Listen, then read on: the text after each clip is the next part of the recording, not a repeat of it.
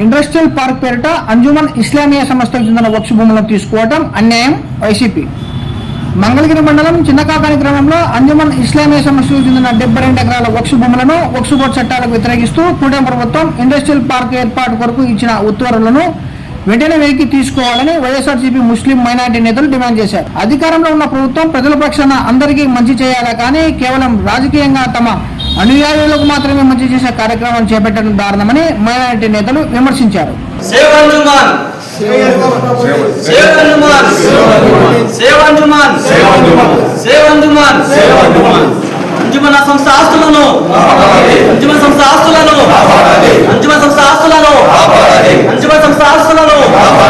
అందరికీ నమస్కారం. ఈరోజు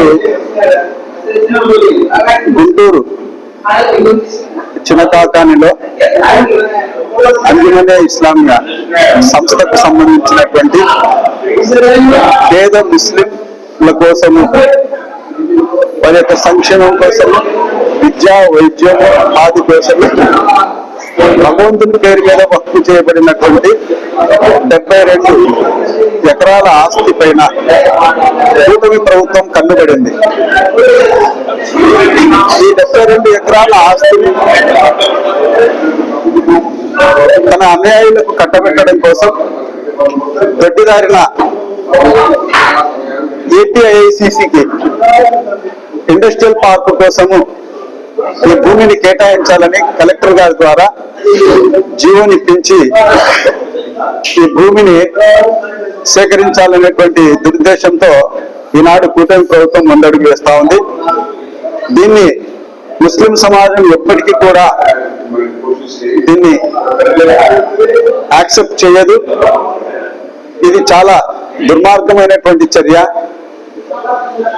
2024లో కూటమి ప్రభుత్వం వచ్చినప్పటి నుంచి కూడా ఆ కేంద్ర ప్రభుత్వం ఇచ్చినటువంటి వక్ఫ్ అమెండ్మెంట్ బిల్లు పైన పోరాటాలు చేసి అలసిపోయినటువంటి ముస్లిం సమాజానికి మళ్ళీ 2024లో మంగళగిరి పత్తిపాడు సమీపంలో ఉన్నటువంటి 233 ఎకరాల స్థలాన్ని దొడ్డిదారిన ఏపీఐసి ద్వారా సేకరించి తన అన్యాయులకు కట్టబెట్టాలని అనుకున్నప్పుడు రాష్ట్ర వక్ఫ్ బోర్డు సంస్థ ఈ భూములను అన్యాక్రాంతం చేయడానికి అవకాశం లేదు.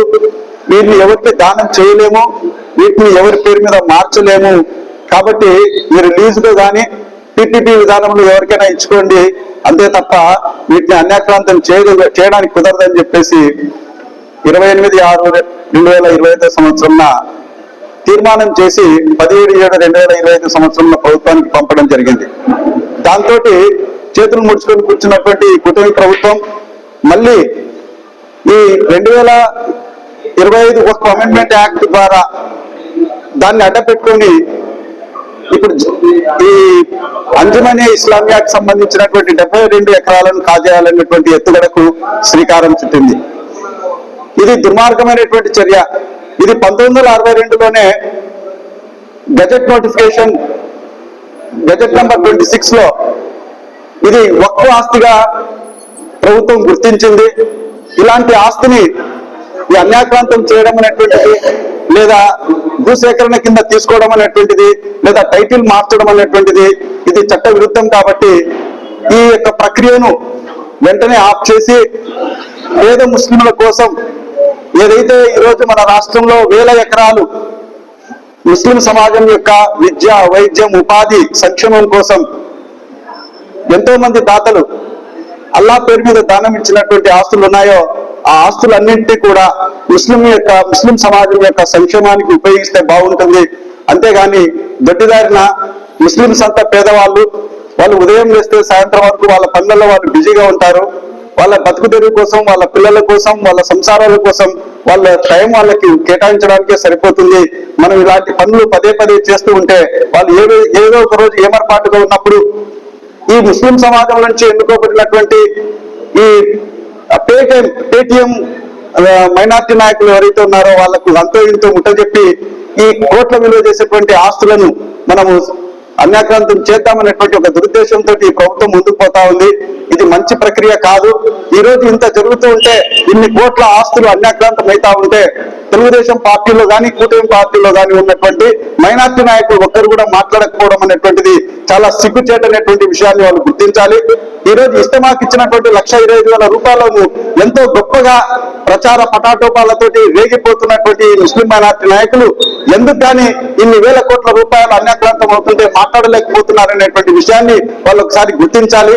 ఇలాంటి సిగ్గులేనటువంటి, ఇలాంటి పదవుల కోసం పాకులాడేటువంటి నాయకులు ఏమి ప్రజలు ఖచ్చితంగా రాబోయేటువంటి కాలంలో బుద్ధి చెప్తారనేటువంటి విషయాన్ని తెలుసుకుని ఈ యొక్క దుర్మార్గమైనటువంటి చర్యను ఆపు చేయాలి, ఈ జీవోను వెంటనే ఉపసంహరించుకోవాలని చెప్పేసి ప్రభుత్వానికి ప్రజల తరఫున విన్నవించుకుంటున్నాను.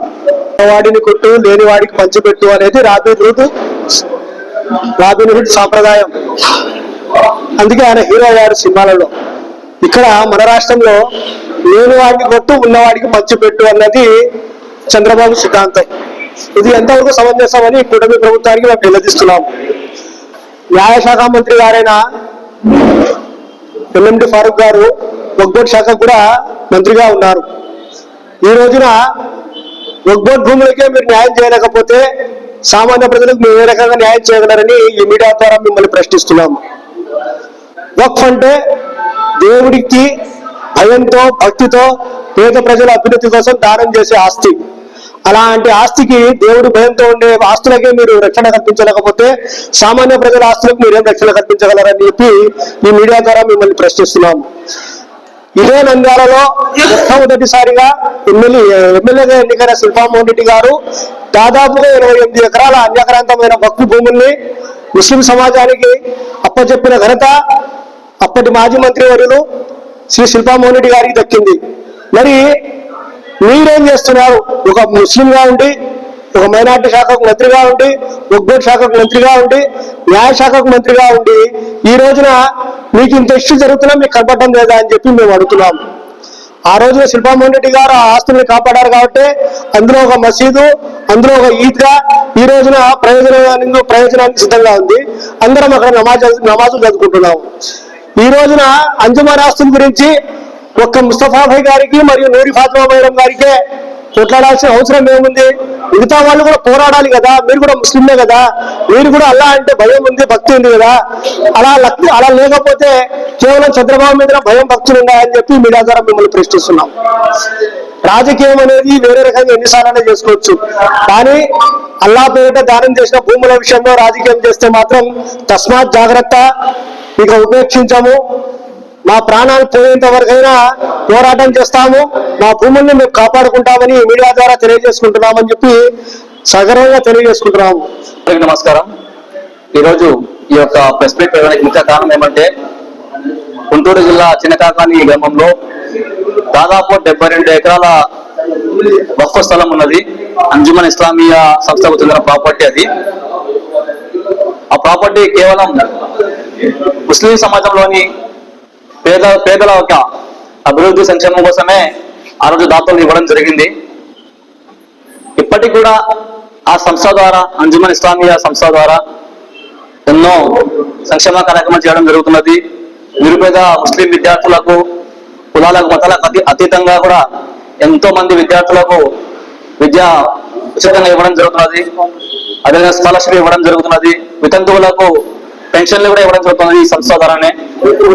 అదంతా ఈ యొక్క భూములు ఏదైతే ఉన్నాయో దాని నుంచి వచ్చే ఒక ఆదాయం ద్వారానే ఆ సంస్థ నడుస్తున్నది. ఇప్పుడు ఈ కూటమి ప్రభుత్వము కన్ను వచ్చేసి ఈ భూముల పైన పడింది. ముస్లింలకు ఏం తెలియదు, మనం తీసుకుంటే వాళ్ళేం చేయలేరులే అనే ఒక దురుద్దేశంతో కూటమి ప్రభుత్వము ఈ యొక్క భూములు లాక్కోవాలని చూస్తుంది.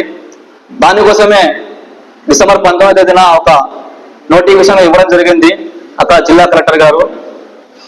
దానికి వ్యతిరేకంగా అంజుమన్ ఇస్లామియా సంస్థకు చెందిన కమిటీ సభ్యులందరూ అబ్జెక్షన్స్ కూడా ఇవ్వడం జరిగింది. ఈ భూములు ఒక వక్ఫ్ భూములు ఇవి తీసుకునికి వీలు లేదని ఒక అబ్జెక్షన్ కూడా ఇవ్వడం జరిగింది. కాబట్టి ఒకటే తెలియజేస్తున్నాను కూటమి ప్రభుత్వానికి, మీరు ఎన్నికలకు ముందు, మీ ప్రభుత్వం అధికారంలోకి రాకముందు ముస్లింలకు ఎన్నో హామీలు ఇచ్చారు. ఆ హామీలోనే ఒక హామీ కూడా ఉంది, వక్ఫ్ భూములకు ఎవరైనా ఖర్చు చేస్తే వాళ్ళ తాట తీస్తా అని లోకేష్ గారు చెప్పడం జరిగింది. ఇప్పుడు వక్ఫ్ భూముల స్టేడు మీరే కదా వెళ్తున్నారు, ఇప్పుడు మీ తాట ఎవరు తీయాలా?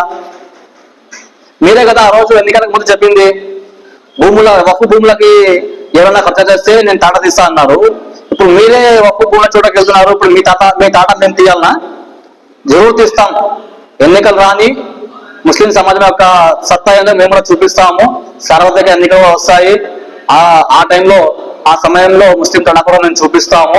ఒకటే తెలియజేస్తున్నాము, ఆ ఆస్తులు ముస్లింలకు సంబంధించిన ఆస్తులవి, ఆ ఆస్తులు అల్లా ఆస్తులవి. దయచేసి దాని జోలికి ఎవరు వెళ్ళకండి. ఒకటే మీకు డిమాండ్ కాదు, రిక్వెస్ట్ కూడా చేస్తున్నాము. ఎందుకంటే ఆస్తులు అల్లా ఆస్తులు కాబట్టి. లేని పక్షంలో ఈ యొక్క నిర్ణయం మార్చకపోతే రాబోయే రోజుల్లో రాష్ట్ర వ్యాప్తంగా కూడా మేము నినాదాలు చేసి ఉద్యమాలు చేస్తామని కూడా తెలియజేస్తున్నాను.